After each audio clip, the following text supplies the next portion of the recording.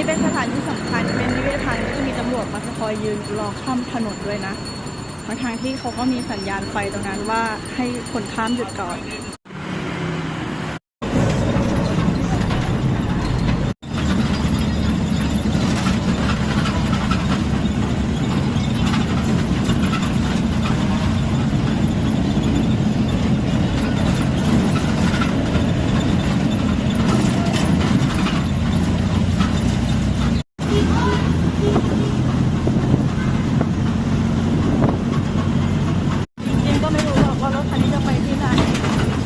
เดินชมพิพิธภัณฑ์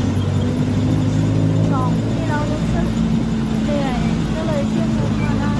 เฉยๆอ้าวข้างหน้าเขียนโนเอ็นตี้อ๋อเลี้ยวหยอกเราก็จะนั่งไปเรื่อยๆจนกว่าเขาจะไล่ลงว่าเฮ้ยมานั่งข้างหน้าสิ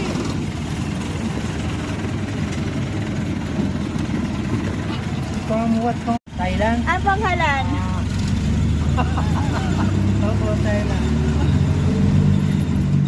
กำลังคิดว่าอยากมานั่ง You only one. No. มานั่งหน้าไหมเหลืออยู่คนเดียวแล้วไม่มีใคร